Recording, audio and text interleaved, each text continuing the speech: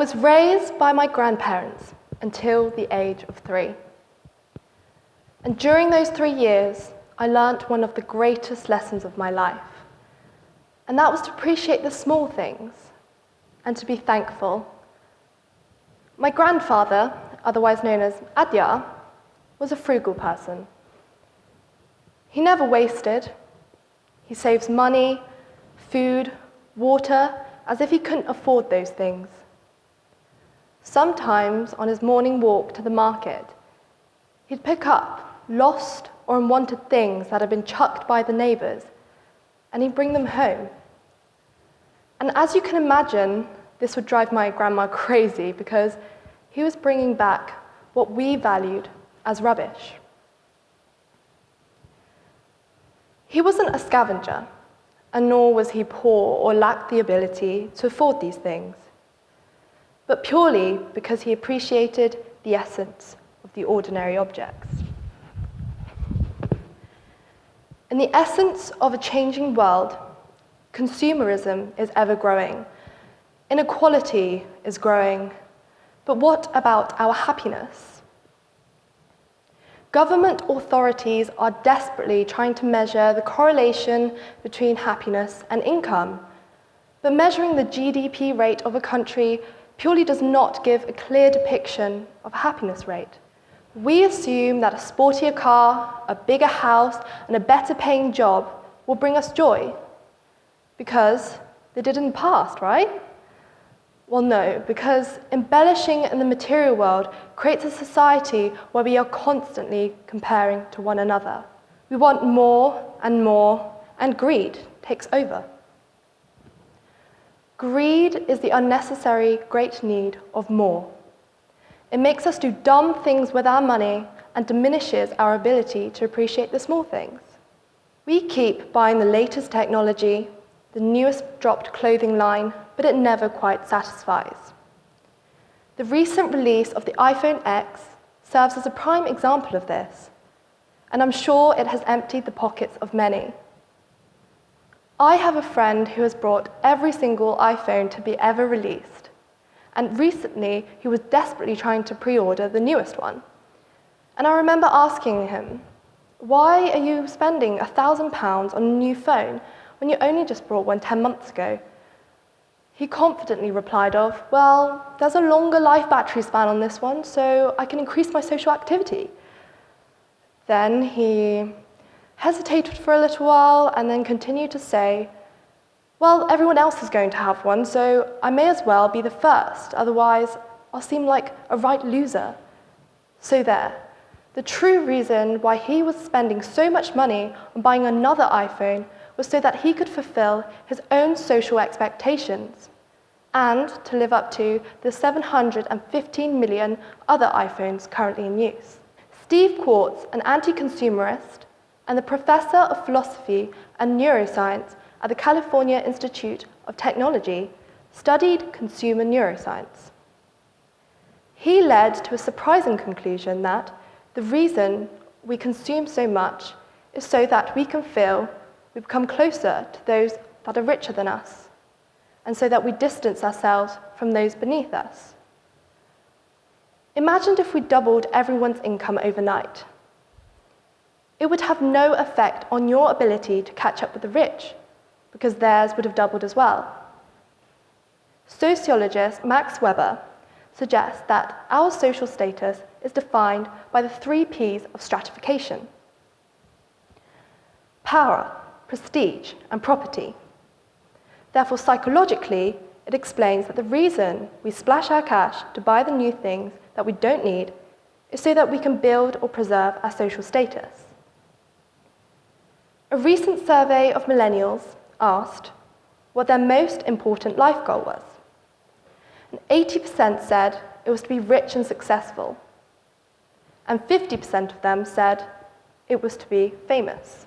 Our desire of wanting to be rich is perhaps a product of media advertisement, family competition, or perhaps our educational system. Throughout my educational career, I have been constantly given the impression that in order to be successful, I have to be striving for the best paying jobs. However, that's not true, because success is subjective. My success could differ from yours. We rely on the stories and memories of successes as examples of who we should follow. Alumni, or those who have achieved wealth through their meritocracy.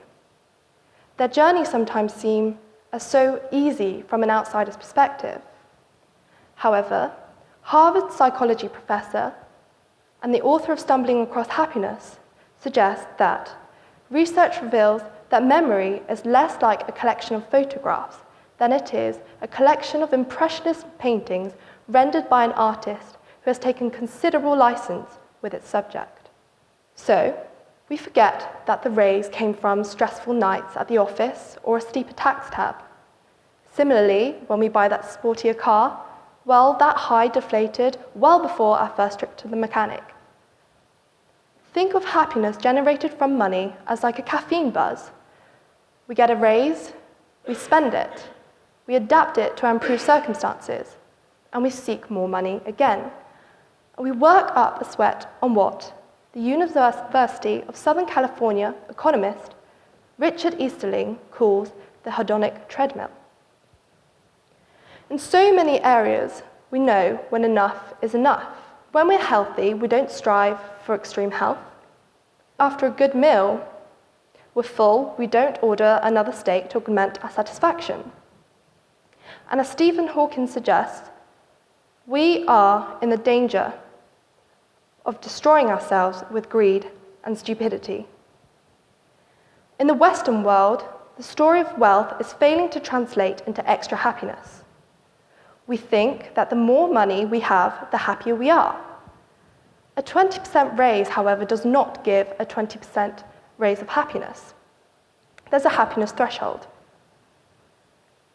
Despite huge increases in income, in almost every developed country, happiness levels have stayed largely static over the past 50 years.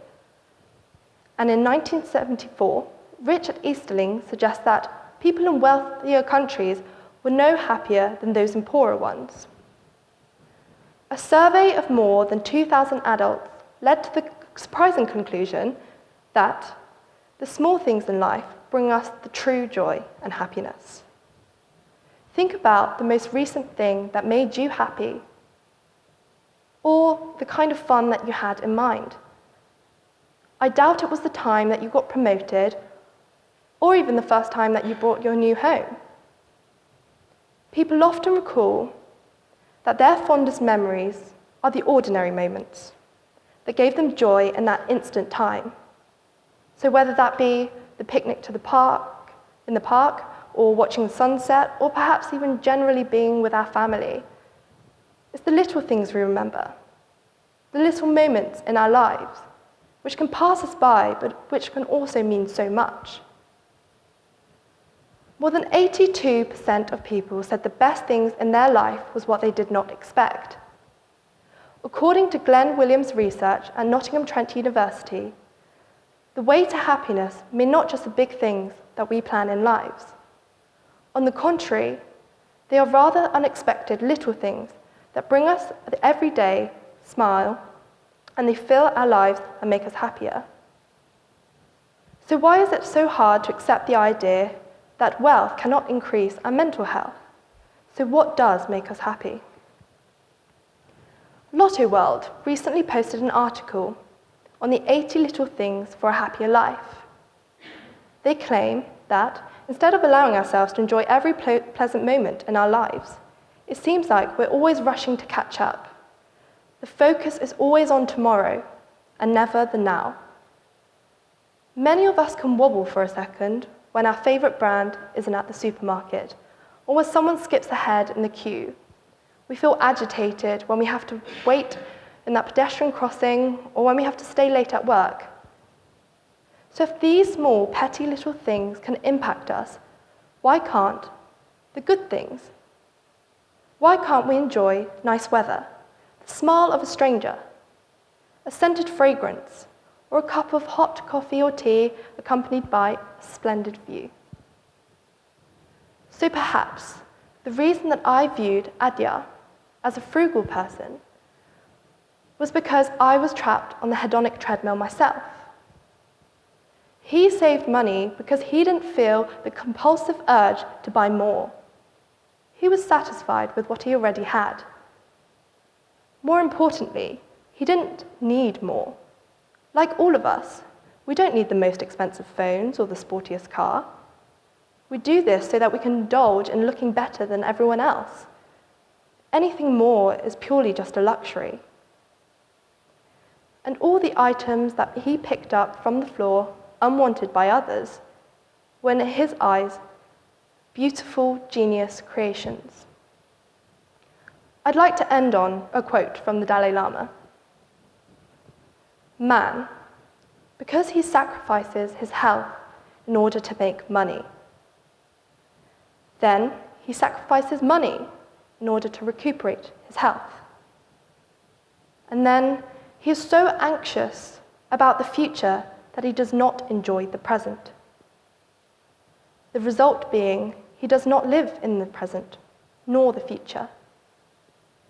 He lives as if he is never going to die. And then he dies as having never really lived. Thank you.